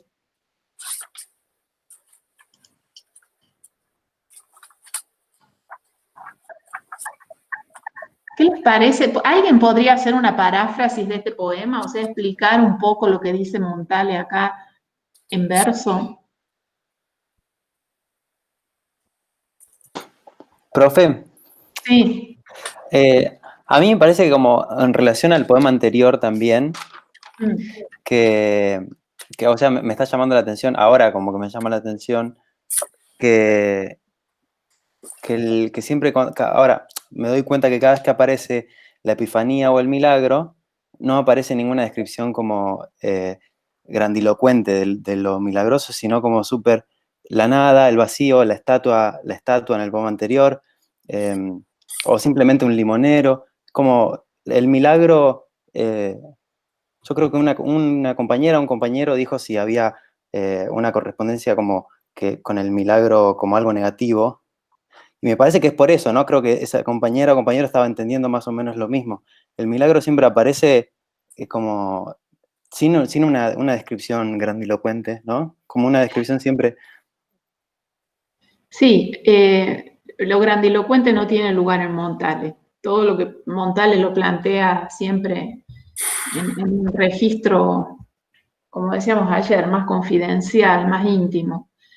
Acá me parece que lo epifánico, o sea, la epifanía, la revelación, consiste justamente en eso, en una mañana cualquiera, en cualquier momento de mi vida, en este caso, caminando bajo un aire de vidrio árido, ¿no? Ese aire helado, para hacer referencia también a la sensación, volviéndome, veré hacerse el milagro, en este caso sí negativo, negativa la revelación, la nada a mis espaldas, o sea, advertir por un segundo en esa cotidianeidad de la vida, de la existencia humana, llena de, digamos, como él lo dice acá, colinas, casas, árboles, ese común engaño, ¿no? En la rutina del común engaño de la vida humana,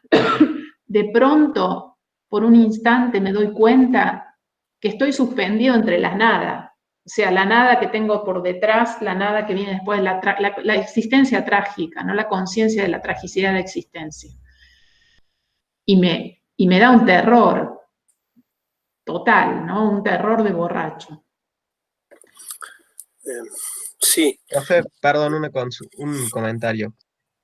Puede ser que en este poema se vea muy reflejado lo que decía Fernando al inicio de que se juega el misterio y por el otro lado el secreto está en tensión constantemente. Piensen, Sí. hay un misterio, él tiene una epifanía, pero al mismo tiempo nunca revela qué fue, nunca revela el contenido de esa epifanía ni el secreto profundo que alcanzó a desentrañar.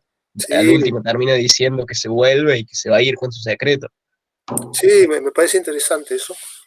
Me parece que hay algo de eso. La palabra secreto es la última palabra, y esa idea de que uno tiene una revelación y de que hay cosas que son incomunicables, de que hay cosas que uno ve y siente y que no hay palabras que la puedan representar. Una forma de amor, cierta de enamor. Hay ciertas cosas que uno ve y no puede reflejar. Hay un juego con esto, está presente en la poesía, pero yo recordé ahora, cuando hablabas, ese cuento del libro de arena de Borges, El espejo y la máscara, no sé si lo han leído, que es maravilloso, es un cuento sobre esta teoría estética, digamos. Encima, con muy pocas indicaciones, me parece a mí que es la última batalla de la fundadora de Irlanda, ¿no? Como hace Borges siempre. Además tiene muchas marcas de oralidad. El último Borges tiende a ser un Borges más poético en la prosa, y es un poema para ser dicho en voz alta, porque es fantástica su entonación. Terminada la batalla de Kontlaf, donde fue humillado el noruego, el rey se levantó y dijo. ¿Qué dijo el rey? Llamó al poeta y le dijo, necesito que me hagas un poema para cantar todo esto y me lo traes el año que viene porque esto no puede quedar. Y le trajo un poema, el primer poema, que era un poema clásico, es decir, usaba todas las metáforas que había que usar, recurría a los anales que había que recurrir, que es un poema perfecto. Le dice, sí, muy bien, no me acuerdo qué le regaló. Dice, pero vos podés hacer algo mejor. Vení el año que viene y mejoralo. Y vino el poeta, lo resumo muy rápido, y le trajo un poema más despojado, sería un montaliano, ¿no? Un poema donde ya no se veían las fuentes, parecía sencillo pero era muy complejo, ya era un arte superior. Dijo, vos podés mejorar esto todavía. No sé qué regalo le dijo, vení el año que viene. Cuando vino el año que viene estaba todo avejentado, el rey también, y él se lo veía muy mal, y dijo una sola palabra.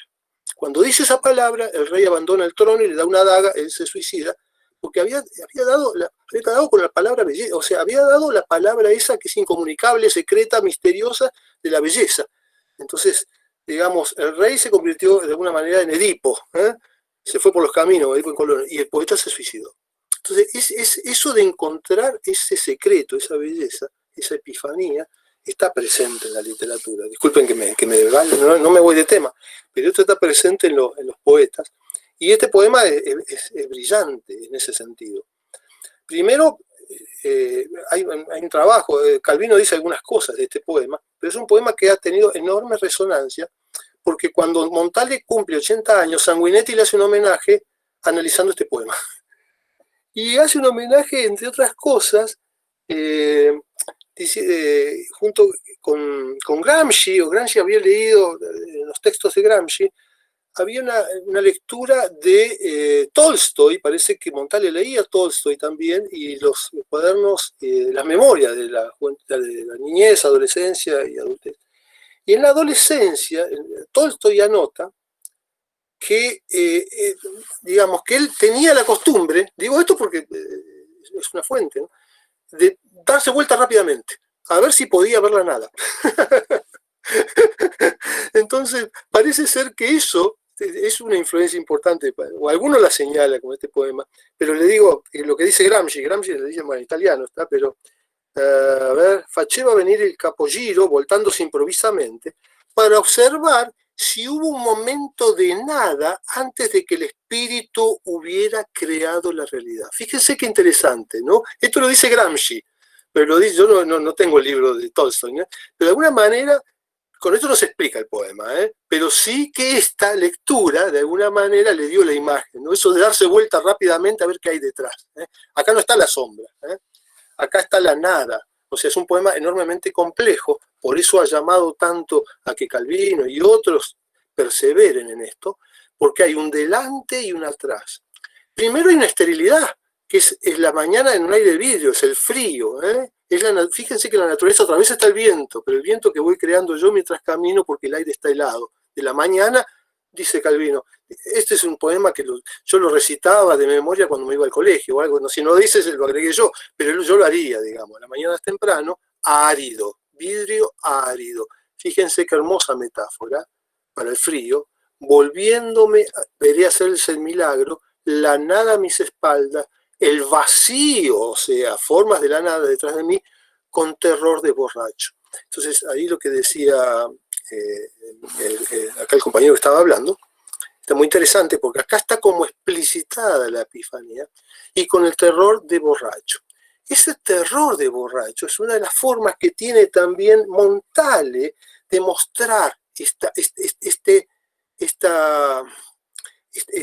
¿cuál sería la palabra? Esta angustia existencial. Estamos acá en el existencialismo.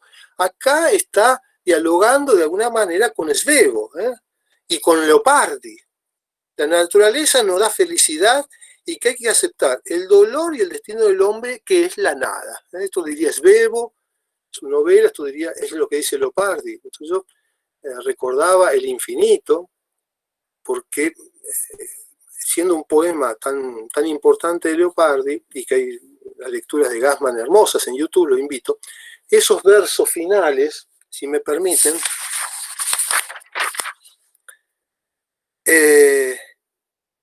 está hablando del infinito, dice: così tra questa immensità si annega il pensier mio e il naufragarme dolce in questo mare. Y así, en esta inmensidad se anega el pensamiento mío y el naufragarme es dulce en este mar.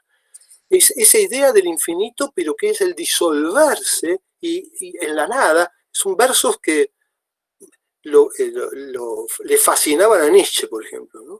Este verso, ¿no? Estos versos de Montaigne. Como un filósofo leía a Leopardi, Nietzsche, y estos versos le parecían que sintetizaba esa angustia existencial que está presente en Montale. Y el terror de borracho es una imagen que vuelve a usar, yo se las traje, en unos poemas que no tenemos tiempo de ver, que me parece maravilloso, que son Mediterráneo, la serie Mediterráneo. La serie Mediterráneo es la reescritura de la historia de Europa en parte, pero también la reescritura del Mediterráneo o del mar de Baudelaire. Hombre libre, tú has de querer el mar es el espejo donde tu ser se mira, porque es la expresión de lo sublime. Ya salimos de lo bello con Baudelaire y nos metemos en lo sublime, en el sentido de que vos, hombre, comparate con el mar porque sos igual a Dios. O sea, sublime es una categoría divina, ahora es tuya. Entonces, ¿cómo empieza el segundo poema de Mediterráneo? Antico, o sea, antiguo. Sono ubriaco dalla voce. Estoy embriagado por la voz que brota de tus bocas cuando se abren como verdes campanas y se repelen hacia atrás, disolviéndose. Entonces, el mar, esto de verse hacia adelante y hacia atrás y darse vuelta, también es en el movimiento del oleaje, cuando las olas avanzan y se van, y en el centro de la playa no queda la nada, digamos. Entonces, ese movimiento, el amigo, me olvido del escritor que hizo el análisis de esto, Calvino, habla de que aquí, bueno, ya hay mucha influencia del cine como un arte importante, ¿no? Sí, esa idea de delante de hacia atrás, esa vacilación, esa película que está pasando, tiene que ver con el cine en el sentido, me parece a mí, con la espacialidad del tiempo y la temporalidad del espacio. Ese momento, esa epifanía, que abre un espacio, digamos, como una iluminación. Pero bueno, podría decir más cosas, pero no sé si querés comentar, Silvia, sobre esto.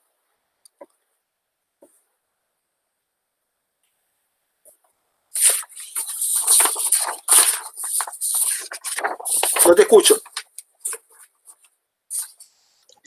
No, que se repite también acá, en este poema, este paralelismo entre el hombre que tiene conciencia, que aunque sea por un segundo adquiere cierta conciencia de la existencia, y el que no, porque él dice, bueno, en este aire de vidrio árido, volviéndome, veré hacerse el milagro, la nada a mis espaldas. O sea, esa es la conciencia fugaz que por un momento se instala en él.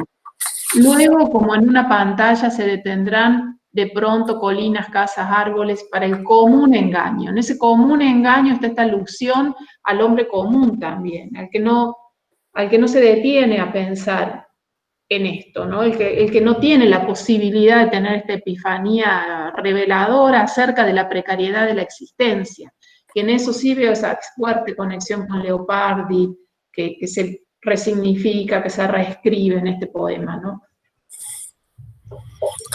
Sí, además la nada a mis espaldas, el vacío detrás de mí con terror de borracho. O sea, toda la teoría existencialista está claramente expresada poéticamente concentrada, pero cumplirse el milagro es la nada.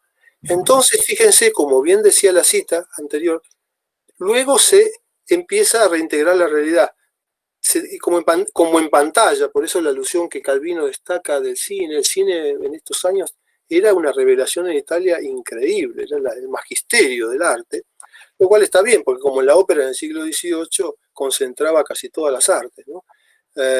Se detendrán de pronto colinas, casas, árboles por el común engaño, para un común engaño, o sea, la espacialidad se detendrán, porque en un instante en la película puedo ver todo junto, digamos, ¿no? Instantáneamente, pero será muy tarde, y yo me iré callado, y será muy tarde. Esta es la idea de tristeza, de melancolía, de esterilidad, de que no alcanza la realidad, que está permanentemente en los poemas que hemos visto y está, como lo señaló Carolina, también Silvia, en la poesía de Montale. Pero será muy tarde. Será muy tarde es como un término de oración en Montale. En Dona Marcus termina diciendo, pero ya es tarde, es muy tarde. Así termina Dona Marcus, o sea, será muy tarde. Esa idea es que ya no hay tiempo, o sea, ya pasó. Esa epifanía ya pasó, ¿no? Y iré en medio de los hombres con mi secreto. Bueno, ese es un poco, me parece a mí, el mensaje del poeta. El poeta como que tiene un secreto, una revelación, pero como bien sabíamos desde Baudelaire hasta ahora, en realidad es un marginal en la sociedad que porta un secreto que en realidad no le interesa a nadie, digamos, ¿no? Frente a lo que es el mundo contemporáneo, ¿no? Bien. Bueno, podemos pasar al otro. No sé si alguien, perdón, si alguien quiere comentar algo, si no pasamos al otro, al último poema.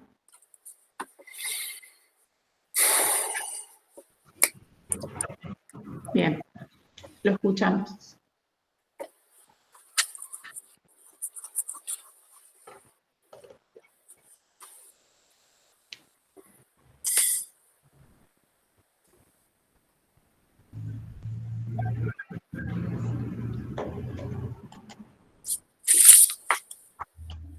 ¿No se activa el audio? Yo sí lo escucho, ¿ustedes no lo escuchan? No. No, yo no lo escucho. ¿Cómo? No, no se escucha. Ok, ahora intento de vuelta.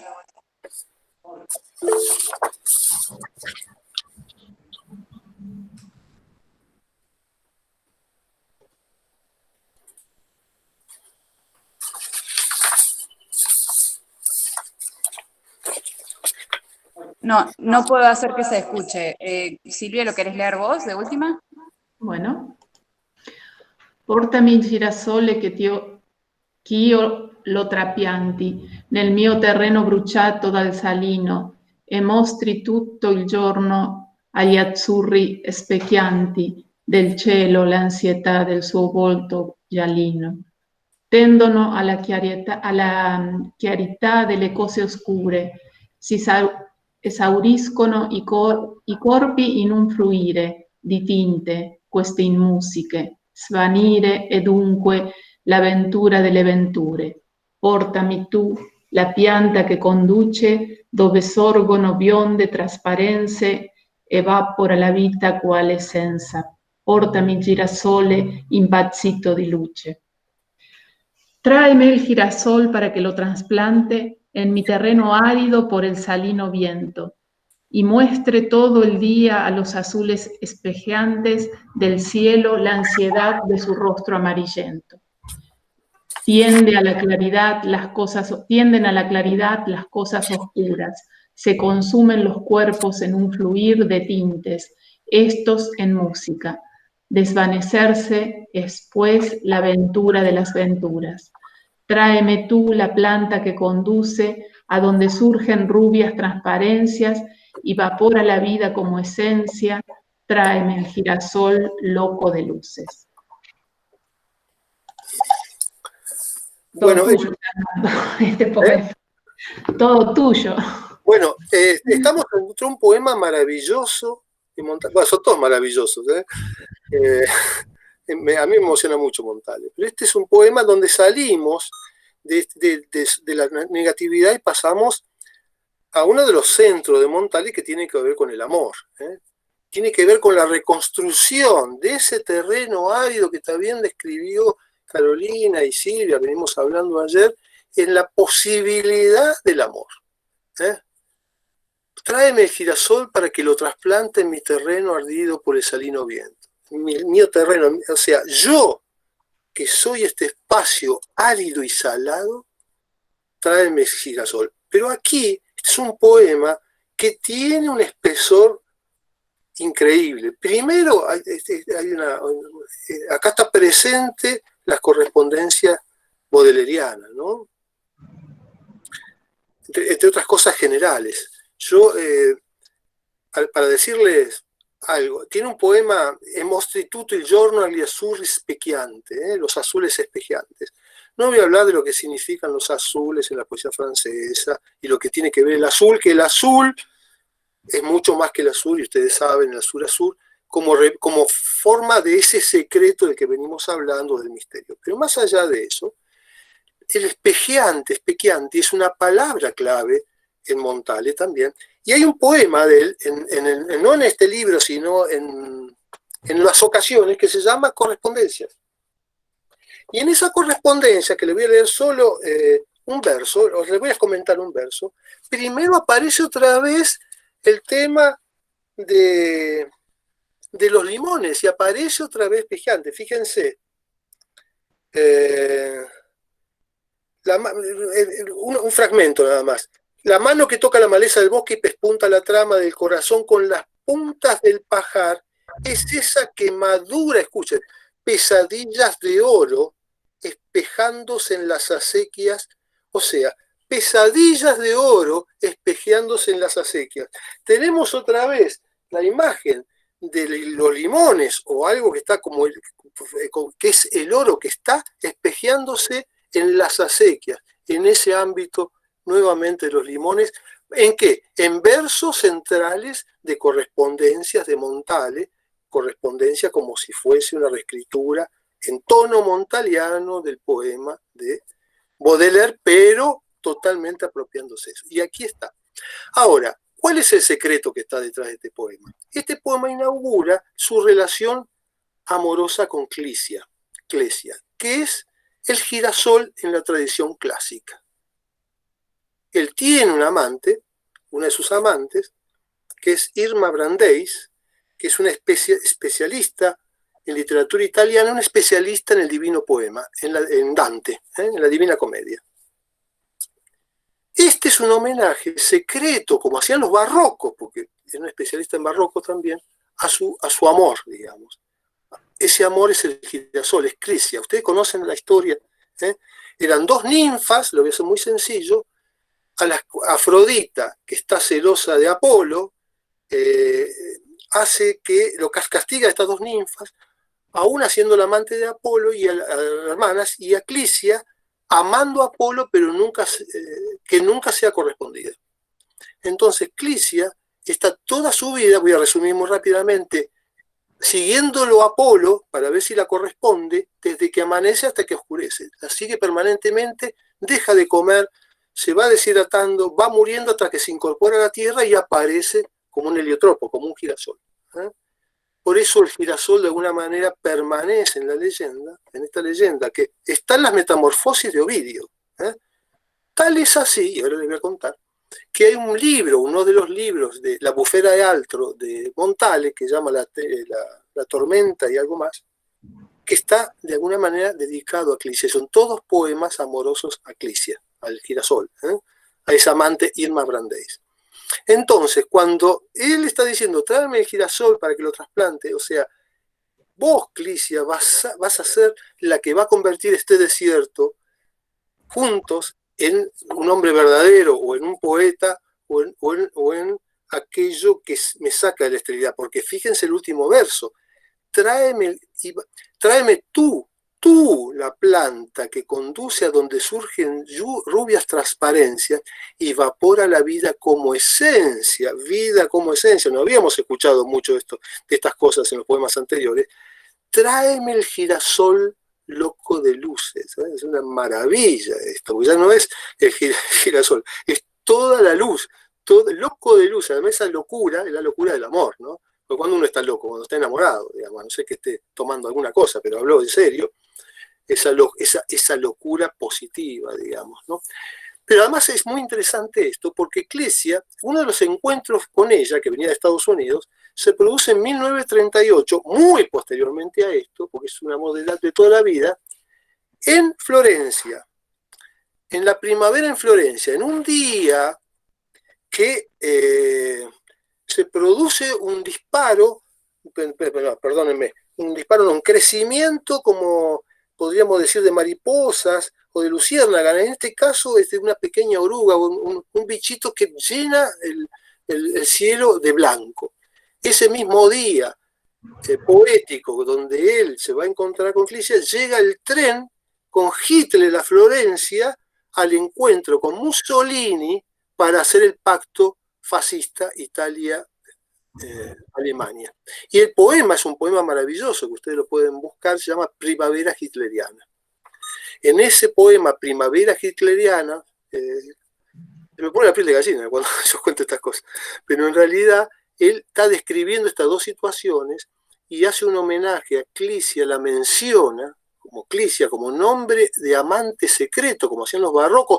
Más que los barrocos, el trovar clus. Hay mucho del trovar clus, del trovar cerrado europeo en Montale. Esta cosa de que tenemos que rascar en la poesía para poder encontrar lo que nos está diciendo, ¿no? Al principio Montale es muy refractario. Él traduce el verso de Ovidio bien dije, al italiano, y lo introduce allí en el poema, para si nos quedaba alguna duda. Pero además hay un epígrafe y una traducción de un verso de la Divina Comedia, también como homenaje a ella. Entonces fíjense cómo hay, en este Montale estéril, en un poema terrible, como Primavera Hitleriana, cuando llega Hitler, hay una afirmación en el primer verso, no lo voy a leer ahora, Primavera Hitleriana, es un poquito extenso, de ese blanco de estos insectos. Entonces hay una afirmación del amor, de la vida, de la tradición literaria y de la fuerza frente a la muerte que va a comenzar en el 38, porque es el pacto para la muerte, digamos, ¿no? Entonces Montale tiene una enorme dimensión y este poema, que en realidad parece cantar un girasol, en realidad está dando paso a una intensidad profunda de todo eso, digamos, ¿no? Hay también, o se puede pensar en una relación entre la figura del, el correlato objetivo del limón, el girasol, el sol, como imágenes, digamos, positivas en Montale, ¿no? Solares. Lo pregunto, Sí, el amarillo, lo que vos estás diciendo es clave, el amarillo parece ser el color dominante, ¿no? El color, en este caso, de felicidad, ¿sí? Pero fíjate vos qué interesante lo que dice Silvia, además, se consumen los cuerpos en un fluir de tinta, estos en música. Qué maravilloso, ¿no? Porque esta es la idea de que el amor hace que dos, bueno, sabemos nosotros, se compenetren tan íntimamente que son música, y la música es inmaterial, digamos, que alcanzamos aquello que a través del arte y del amor aspiraba a la poesía del fines del siglo XIX, comienzos del XX. Eso aspiraba a Mallarmé, por lo menos, o el simbolismo, hay gran simbolismo en este poema. La idea, empezando por el girasol, ¿no? La idea de que, de que la poesía pueda ser como la música, separarse lo máximo posible de un significado, digamos, ¿no? Y nos penetre, y además la música tiene esa capacidad, que nos pueda penetrar corporalmente e influir en nuestras emociones. La música tiene ese poder, esa capacidad. Eso se le está pidiendo al poema, que tenga una musicalidad y un sonido tal que ya nos emocione. Por eso hay tanto cuidado en la música y en las palabras de Montale. Todos ustedes que se están iniciando en Montale, estos poemas lo vuelven a leer y eso, Portami il girasole, El mal de vivere, Ascoltami, no se lo van a olvidar nunca. O sea, los acompaña por siempre. No van a explicarse por qué, porque parecen palabras muy sencillas, pero de alguna manera van creando, van penetrando en uno con una música que hace que uno vaya ingresando en Montale. Yo siempre, al principio, Ungaretti me impresionó de una manera que aún hoy también, y me parecía refractario Montale, pero la verdad es que con el paso de los años, Montale va creando como un cerco donde uno obtiene casi todo, digamos, ¿no? Por decir, para darle importancia a todos estos pequeños no, estos sumarios, o sea, pocos poemas que estamos viendo, ni sumarios, ni pequeños, ni nada, que en realidad están hablando de una obra enorme, enorme. Yo quería, solamente para no dejar cosas sueltas, solamente leerle los primeros versos de Piccolo Testamento. Esto que por la noche refusilan el casquete de mi pensamiento, huella de caracol, pero fíjense, a mí me interesa la sonoridad en italiano, si es que lo leo bien.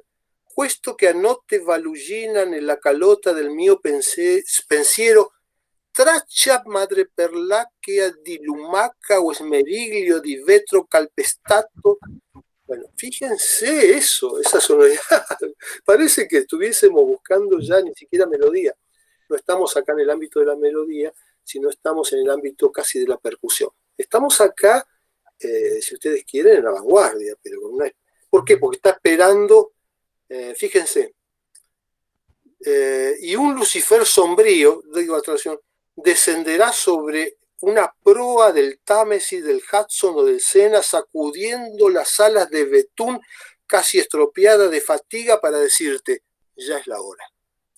Oh, es una cosa que va creciendo en ese poema que sentimos realmente que ha llegado el fin del mundo, digamos, ¿no? Y eso lo va generando alas bituminosas. Es maravilloso, digamos. Hay muchas películas de Lucifer, pero esa cosa bituminosa que va desprendiéndose, bueno, hay que escribirla, ¿no? En esos años. Bien. No sé si hay alguna pregunta, algún comentario.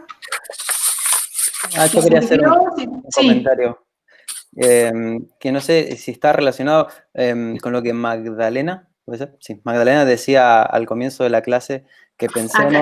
Carolina, lo que pasa es que está con la cuenta de Magdalena. Perdón, bueno, No Carolina. Que Carolina nos decía que pensemos cuando leamos a Montale si hay un pesimismo cerrado o no. Y en este caso me parece que es un pesimismo que no, para nada cerrado.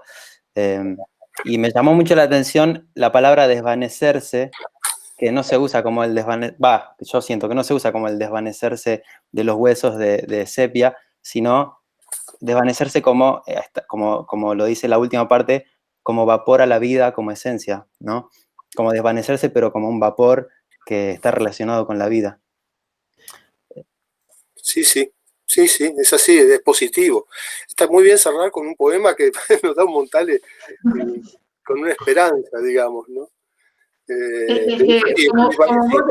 Como vos decías, el amor es en Montale un fuerte elemento positivo, ¿no? Toda la poesía de Montale, las mujeres en la poesía de Montale cumplen no lo vimos, porque no lo tomamos como eje ni como línea de sentido en este año, en esta elección que hicimos, pero podríamos también haber seguido el tópico del amor a partir de las distintas mujeres que aparecen en su poesía, ¿no? Como ese espacio, como decía Fernando, de apertura, de suspensión de la negatividad, de salvación humana en las posibilidades tan limitadas que el siglo le da, y que él las encuentra perfectamente ahí, que también las canta, ¿no? Por suerte también las canta, porque si no nos hubiéramos quedado con una hermosísima poesía de lo negativo, pero es bueno que termine así, ¿no? Como la retama de Leopardi, con ese existencialismo heroico que a Leopardi lo lleva a encontrar la retama, con la resistencia de la retama. Bueno, en Montale el amor es en alguna medida la posibilidad de sustraerse, de suspenderse del mal de vivir. Es interesante lo que dice Silvia. Ayer vos lo mencionaste, Silvia, yo lo recordé ahora. hablaste de Ungaretti sobre esto, y en La trinchera, una intera notata, buttato vicino un compagno. Entonces la presencia, ¿qué dice Ungaretti? Que estando en la trinchera al lado de un compañero masacrado en la noche, escribía cartas de amor. Y entonces eso le permitía a él estar muy metido en la vida, ¿no? Entonces comienza el poema, como hace Montale acá, con este recurso de, no en los anteriores, de una gran sonoridad consonántica. Una intera notato buttato un vicino compagno massacrato con la sua cara digrignata volta al plenilunio. Ho scritto, dice después, lettere piene d'amore, y vuelve otra vez a las consonantes, pero para afirmar la vida, dice, non sono mai stato tanto attaccato alla vita. Entonces, lo que era muerte lo transforma en vida. Y esto es lo que hace Montale ahora en este poema, la misma sonoridad, como decía él, de desvanecerse, pero no desvanecerse en la nada, sino en el amor, ¿no? Sí, qué acertado comentario, Nicolás. Nicolás puede ser, porque veo solo nombres abreviados. Sí, Nicolás. Sí, Nicolás, porque ayudó a poner énfasis en esto, ¿no? Si no, tal vez no lo hubiéramos destacado con el énfasis que tiene que tener, ¿no? Ayudó a completar este perfil montaliano. Bien, no sé si alguien quiere agregar algo. Por mi parte, me gustaría que tuviéramos más clases de este tipo, donde pudiéramos trabajar más profundamente los textos. Siempre el cronograma es tan duro, que nos lleva a un ritmo tan vertiginoso. Quiero agradecer especialmente la participación generosísima de Fernando, que nos acompaña en toda propuesta que le hagamos. Él se engancha y... No, yo agradecido. Por la invitación, muchas gracias. No, porque creo que realmente su mirada de la poesía italiana es una mirada muy, muy refinada, muy fina, muy cuidada, y que, bueno, espero que haya podido dejar en ustedes el entusiasmo por Montale, y que al menos de estos 4 poemas no se olviden, no, y 5, y Limoni de ayer, los puedan tener presentes siempre, ¿no? Pues sobre todo porque son poemas que hemos trabajado en clase, pero bueno, están por supuesto invitados a descubrir poemas nuevos ustedes dentro de toda esta colección de poemas que les hemos presentado. Bueno, tenemos entonces ahora 15 días de receso y nos encontramos nuevamente el 19 para el parcial. Cualquier duda y cualquier necesidad de consulta, acuérdense que hay un mail de la cátedra, acuérdense también que está el sitio, este espacio, este drive de la cátedra, que pueden consultar donde están las clases, donde están los resúmenes, los PowerPoint y demás. Profe, perdón, una consulta. Para el parcial, ¿entraría todo desde los orígenes hasta Montale, incluso? Sí. Perfecto. Bien, muchas gracias, Fernando. No, gracias, sí, gracias a todos, buenas tardes. Muy agradecido.